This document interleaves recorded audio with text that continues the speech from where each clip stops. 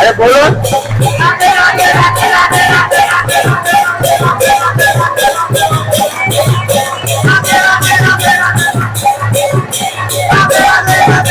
राधे राधे राधे राधे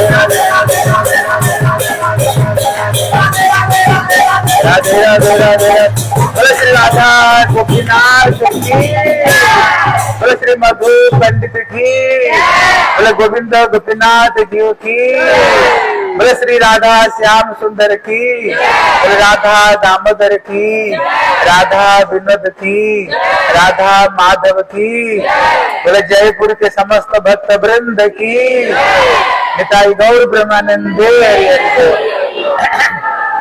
हरे। हाँ बोले ओम अज्ञानतिमिरां दस्य ज्ञानांजन शलाकया चक्षुरुन्मीलितं येन तस्मै श्री गुरवे नमः।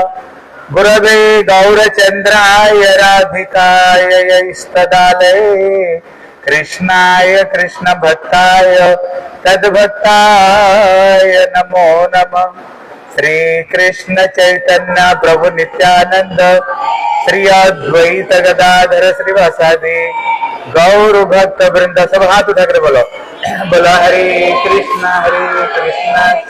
कृष्ण कृष्ण हरे हरे हरे राम राम राम हर एक बार जोर करके बोलो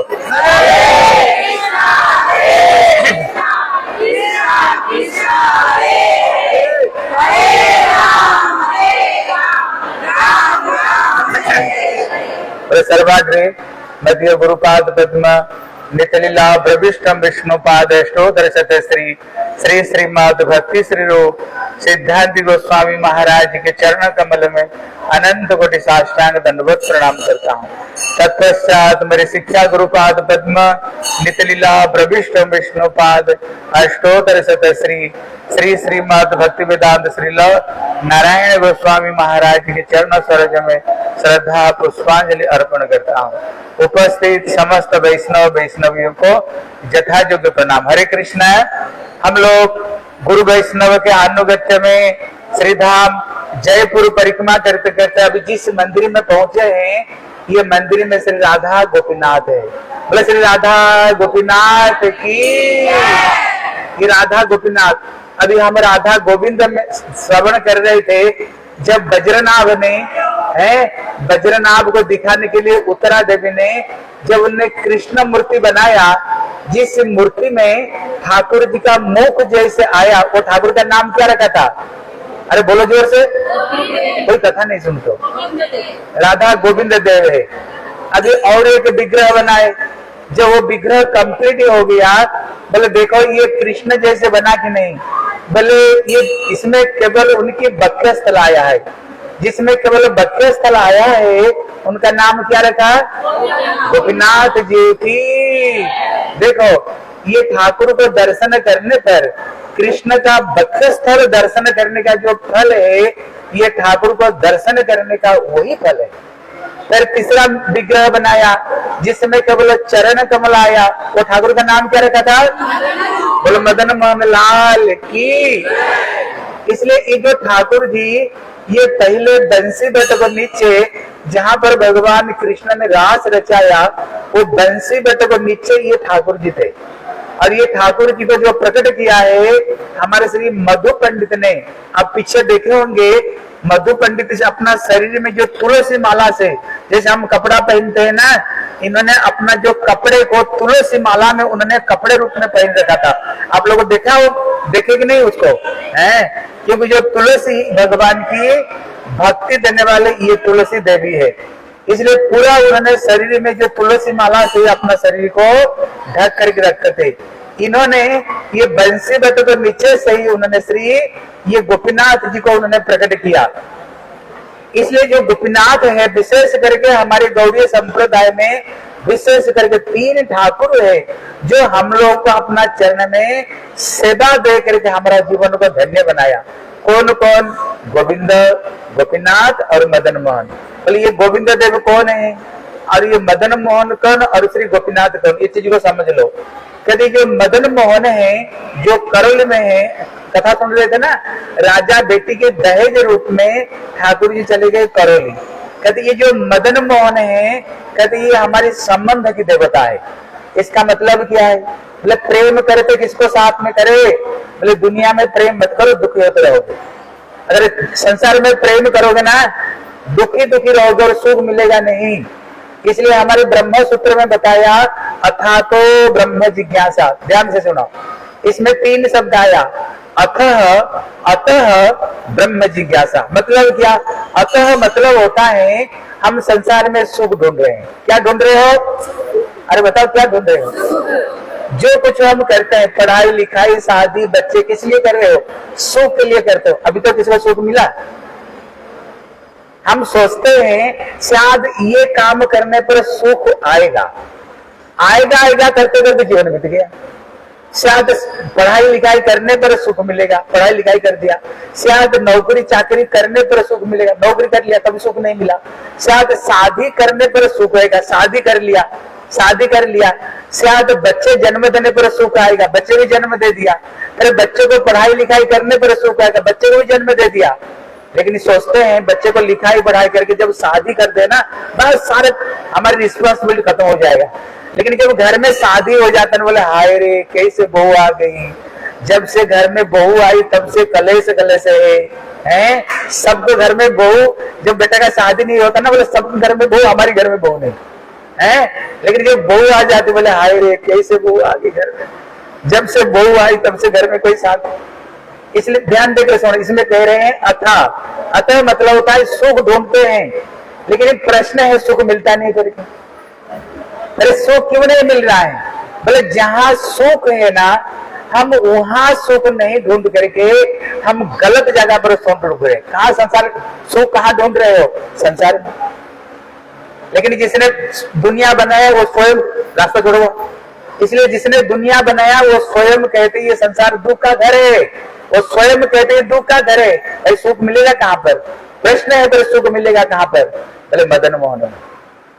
भगवान कृष्ण में जब तक उनकी शरण में नहीं जाएंगे, ये दुनिया का सारे विश्व ब्रह्मांड का जो पैसा, स्त्री, धन दौलत कभी भी तुम्हें सुख नहीं दे सकती हैं। इसलिए कहते भैया अगर संबंध जोड़ना है ना, केवल मदन मोहन में ही संबंध जोड़ो। इसलिए उनका नाम मदन मोहन। मदन मोहन मतलब क्या? मदन मतलब होता है कामदेव। मदन मतलब होता है कामदेव। हम संसार में क्यों फंसे पड़े हुए? बोलो काम है ये कामदेव ही हमें ये पागल बना कर रखे। ये टाटी पेशाब का थैली में आसक्ति बना कर रख दिया। ये टाटी पेशाब का थैली, इसको ही हम शरीर मान रहे हैं, इसको अपना बेटा मान रहे हैं, इसको बहू मान रहे हैं। इसी चक्कर में हम पड़े हुए हैं। लेकिन ये चक्कर छूटेगी कब? तो उन्होंने मोहित तो किया था, इसलिए इनका नाम पड़ गया मदन मोहन। संबंध जोड़ना है ना, ये दुनिया से संबंध मत करो, नहीं तो कोई तन से दुखी, कोई मन से दुखी, कोई धन से दुखी। संबंध केवल श्री मदन मोहन में करनी चाहिए। बोले श्री मदन मोहन लाल की। ठाकुर को हम दर्शन आए हैं, श्री गोविंद देव का दर्शन करके आए। इनका नाम गोविंद। गोविंद मतलब क्या है? बोले गो मतलब इंद्रियां, गो मतलब वेद, गो मतलब गोपी, गो मतलब पृथ्वी, गो मतलब है गोपी। कहते सबको जो आनंद देने वाले कौन है? ये भगवान श्री रामा। उसको भक्ति कहते हैं जब सारे कामना वासना को छोड़ करके, ज्ञान कर्म को छोड़ करके क्या करने पर श्री गोविंद देव प्रसन्न होंगे, क्या करने से ठाकुर जी प्रसन्न होंगे, उनकी प्रीति विधान के लिए हम करना पड़ेगा, उनके प्रीति विधान के लिए। इसलिए इनका नाम श्री गोविंद देव है। सबको जो आनंद देने वाले श्री गोविंद देव, ये हमारे अभिधेय देवता। बोले प्रयोजन देवता कौन? अभी ध्यान देकर सुनो। अभी जीवन में हम चाहते हैं क्या? तुम्हारे जीवन का लक्ष्य क्या है? विशेष करके जो गौड़ीय वैष्णव में आए, जो हमारे गौड़ीय वैष्णव में आए हैं, कहते तुम्हारे जीवन का लक्ष्य क्या है? लक्ष्य श्री गोपीनाथ है हमारे। बोले गोपीनाथ की, बोले श्री राधा गोपीनाथ की। अभी सुना, ये ठाकुर हमारी प्रयोजन देवता क्यों? प्रयोजन समझते हो? हमारे जीवन का जो लक्ष्य है, यही ठाकुर क्यों लक्ष्य है, ये चीज को समझ लो। इसलिए श्री चैतन्य महाप्रभु ब्रह्मा का एक दिन में वो एक बार जगत में आते हैं। हर कलियुग में महाप्रभु नहीं आते हैं। 1000 जब सत्य त्रेता द्वापर बीत जाती है, तभी श्री सच्चिदानंद महाप्रभु एक बार आते हैं, हर कली में नहीं आते हैं। इसलिए जो कलियुग को बताया धन्य कलियुग, क्या बताया? बोले धन्य कलियुग क्यों बताया? बोले ये जो कलियुग साधारण कलियुग नहीं, जिस कलियुग में स्वयं ब्रह्मा, शंकर, उद्धव, नारद और यहाँ तक भी स्वर्ग के देवता लोग भी इसी कलियुग में जन्म लेना चाहते हैं, लेकिन कलियुग में कोई जन्म लेना नहीं चाहते। क्यों? कली मतलब लड़ाई। अब देख लेना, घर घर में लड़ाई, महाभारत घर घर में, बहू बहू में, बेटे बेटे में, पड़ोसी में, है ऑफिस में, जहां जाओ लड़ाई। इसलिए कलियुग में कोई आना नहीं चाहते हैं। लेकिन ये जो कलियुग है, इसमें सारे देवता सत्य त्रेता द्वापर युग का लोग भी ये कलियुग में जन्म लेकर के महाप्रभु धारा की अभिषिक्त होकर के बोले श्री सच्चिदानंद गौर हरि की। अरे जोर से लगता है प्रसाद तेरा कम हो गया। बोले श्री सच्चिदानंद गौर हरि की। इसलिए ये कलियुग में सबके सब जन्म लेना चाहते हैं। बोले क्यों? बोले महाप्रभु की धारा में अभिषिक्त होकर के भजन करना चाहते हैं, प्रभुपाद की धारा में अभिषिक्त होकर के भजन करना चाहते हैं। बोले क्यों भजन करना चाहते हैं? बोले कारण है, अगर कलियुग में दूसरे दूसरे युग में कठोर तपस्या करने पर कहीं जाकर के ब्रज प्रेम बड़े दुर्लभ से मिलता था, नहीं मिलता था। लेकिन कलियुग में आकर के केवल महाप्रभु की धारा में आकर के एक बार बोलो हरे कृष्ण कृष्ण कृष्ण हरे हरे, जोर से हरे राम राम राम। और उधर बोलो हरे कृष्ण कृष्ण कृष्ण हरे हरे, हरे राम राम राम हरे। बस थोड़ी सी हरिनाम कर लो, बस वो दुर्लभ प्रेम तुमको मिल जाएगी। केवल हरिनाम से वो प्रेम तुमको मिल जाएगी। समझ रहे कि नहीं? इसलिए कहते जो गोपीनाथ, जो भगवान, जो गोपीनाथ है महाप्रभु, यही गोपीनाथ प्रेम को देने के लिए आए। गोपीनाथ मतलब क्या? तो यद्यपि वो सबका नाथ है, कृष्ण सबका नाथ है, सखा लोग भी प्रेम करते हैं, कृष्ण का दास को प्रेम करते हैं, दास्य रस में भी उनको भक्ति होती है, उनकी सख्य रस में भी भक्ति होती है। लेकिन दास्य रस में कैसे भक्ति? उसी समय भगवान गोपीनाथ को क्या मानते हैं? भगवान ये कौन है? ईश्वर परम कृष्ण सच्चिदानंद राधे गोविंद सर्व। क्या कृष्ण ने कैसे गिरिराज उठा लिया? कृष्ण साधारण नहीं, भगवान। नंद बाबा हा हा हा हा बड़े जोर से उन्होंने हंसी। बोले मैंने सुना जो गैया चरामर है, इनको 80 साल में अकल की दांत निकलता है। तुमको पता क्या कन्हैया क्या? बोले ना हम भक्षित वो सर्व मिथ्या। मैया सब झूठ बोल रहे हैं, मैंने मिट्टी नहीं खाई। मिट्टी खा कर मैं झूठ बोलता, भगवान को झूठ बोलते हैं? अगर थोड़ी सी मक्खन मिश्री, दिन भर मक्खन मिश्री के लिए पागल बनाए, तो मैं बांध देती हूँ, कान मोल देती हैं। क्यों? मैया क्या सोचती है? ये मेरे लाला है, अगर ये चोरी करके बड़ा अगर चोर बनेगा ना, दुनिया क्या बोलेगी? मैया जसना लाला तेरे चोरी करता है घर घर। क्या बोले? बोले ये जथामाम प्रबंधन ताम तथैव भजामि हम। हे अर्जुन, मेरे को जो जैसे उपासना करता है मैं उसको ठीक वैसे उपासना करता हूँ। लेकिन जब कृष्ण गोपियों के पास में आए, जब रास रचाए, कृष्ण को वहां स्वीकार था। ध्यान देकर सुनो, कोई एक पहलवान, कोई हो तो 2 हाथ कर लो, कोई हो तो 2 हाथ कर लो। जहाँ एक सर सवा सर तो कहीं मिल जाता है, कहीं सवा सर मिल गया, बोले आ जाओ। इतने में लड़ाई का युद्ध क्या लड़ करेगा? उनने केवल पंजा में पंजा मिलाया और दबाया जोर से, और ये झटका मारा तो इसको पैर को नीचे दबा दिया। उनमें इतना ताकत नहीं लगता है। लेकिन अगर तू मान कर लेना, पता नहीं तेरे मान मनाने के लिए मेरे को क्या क्या करना पड़ जाता है। कभी आप लोग मान किए हो? कभी घर में मान किए कि नहीं तुम लोगों ने? देखना पति को क्या करना पड़ता है, तुमको पता, पतियों को पता होगा। इसलिए कृष्ण कहते हैं तुम लोग जो राधा रानी मान करती है ना, कृष्ण अपना बंसुरी उतार कर रख देते हैं, अपना मौर्य मुकुट उतार कर कृष्ण रख लेते हैं, कहते हैं राधे स्मर गर्व खंडनम मम शिरसि मंडनम दई पद पल्लव मुदार भई राधे, आज क्यों इतने मान के मान तो छोड़ दे। इसलिए ये गोपियों को प्रेम में जितने बसीभूत हैं और कृष्ण किसी के प्रेम में इतना बसीभूत है नहीं। इसलिए श्री चैतन्य महाप्रभु ब्रह्मा का एक दिन में एक बार आकर के वही ब्रज प्रेम को, वही गोपी प्रेम को देने के लिए महाप्रभु आते हैं। इसलिए हमारी जो लक्ष्य क्या है, यही गोपीनाथ ही लक्ष्य है। गोपीनाथ लक्ष्य मतलब क्या, गोपियों ने जैसे कृष्ण को भक्ति की है, इनका नाम गोपी। गोपी मतलब क्या है, बोले गोप रक्षण है व पालन है। गोप मतलब होता है गुप्त रूप में, जो कृष्ण प्रेम को अपना हृदय में जो गुप्त रूप में रखते हैं, ये श्री गोपियां हैं। इसलिए कृष्ण केवल इनकी वशीभूत हुए हैं। इसलिए हमारी जो प्रयोजन देवता मतलब लक्ष्य जो है ना, यही गोपीनाथ ही हमारे जीवन का लक्ष्य है। ठीक है, इसलिए हम श्री गोपीनाथ जी को चरण में आए। इसलिए गोपीनाथ जी हमारे ऊपर आशीर्वाद करे, जैसे एक ना एक दिन जैसे गोपियों ने जैसे भक्ति किया ऐसे भक्ति कर सके। और एक चीज को ध्यान देकर सुनो, श्री भक्ति विनोद ठाकुर जी, भैया ये गोपियों का प्रेम तो बहुत बहुत ऊंची चीज है, जिसको ब्रह्मा शंकर नारद भी प्रार्थना करते हैं। अभी प्रश्न वो प्रेम हमें मिलेगा कैसे। इसलिए श्री भक्ति विनोद ठाकुर ने भजन 3 भजन लिखे।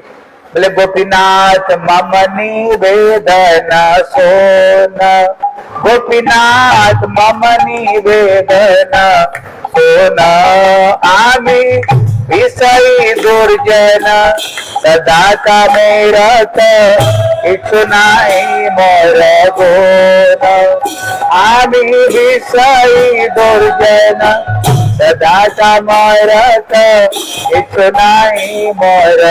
भक्तिनाथ ठाकुर कहते हैं गोपीनाथ तो प्रयोजन है, लेकिन हमारे हृदय में काम क्रोध लोभ मोह से भरा पड़ा हुआ है। जब तक ये काम क्रोध लोभ रहेगा थोड़ी गोपीनाथ जी आ सकते हैं, पहले इसको तो परिष्कार करना पड़ेगा ना। इसलिए हमारे बामन गोस्वामी महाराज कहते थे, अगर वो गोपीनाथ को पाना चाहते हो ना, रोज ये गोपीनाथ का भजन गाओ। और उसमें केवल भजन गाना नहीं, उसमें क्या बता रहे हैं ये चीज को समझो, क्या बता रहे हैं ये चीज को समझो। ठीक है ना, फिर तो वो गोपीनाथ जी हमें प्राप्त होंगे। श्री राधा गोपीनाथ की, श्री राधा, श्री मधु पंडित की, सचिनंदन गौर हरि की, निताई गौर प्रेमानंद। हाँ देखो, ये जो जयपुर है ना, इसको दूसरा वृंदावन मानी जाती है, क्योंकि जितने हमारे ठाकुर जी थे, गौड़ीय ठाकुर, सबके सब वृंदावन छोड़कर यहाँ आ गए। बोले क्यों आए जानते हो, यहाँ पर उनको भक्ति करने वाले सही सही व्यक्ति मिले। भगवान भक्तवत्सल है ना। सवेरे गोविंद देव के दर्शन किया, कितने लोग थे बताओ, कितने लोग थे। उनका एक एक झांकी में इतने इतने लोग होते हैं। इसलिए ठाकुर जी प्रेम की भूखे ठाकुर जी, इसलिए सब छोड़कर किधर आ गए। क्यों, जहाँ उनको जो प्रेम करने वाले ठाकुर जी वहीं पर चले जाते हैं। इसलिए यहाँ पर श्री राधा दामोदर है, राधा विनोद है, और श्री राधा माधव भी इधर ही है। और यहाँ से करीब 200-250 किलोमीटर होगा जहाँ पर श्री मदन मोहन है। अब आज जितना दर्शन किया इतना दर्शन करो, अगली बार जब आएंगे ना, अब तो और जो बाकी रह गया ना, क्योंकि एक बार सब दिखा देंगे तो फिर 2 बार नहीं आओगे। इसलिए इधर जो बाकी जब रह गया, इसका तो दूसरा बार आओगे, फिर आपको इस बाकियों को फिर आपको दर्शन कराएंगे। ठीक है, अभी लोग हम मंदिर में जाएंगे, वहां पर प्रसाद पा करके सीधा जाकर आप लोग बस में बैठ जाना, फिर आप लोग दिल्ली और नोएडा में पहुंच जाना। ठीक है, क्योंकि तब भी वहां पहुंचते पहुंचते 4-5 तो बज ही जाएगा, 4-5 ना 6 बज जाएगा, वो पता नहीं शाम हो जाएगी। इसलिए और दर्शन करने के लिए चाहोगे तो फिर रात को रुकना पड़ेगा तुम्हें। ठीक है, बोले श्री वृंदावन बिहारी।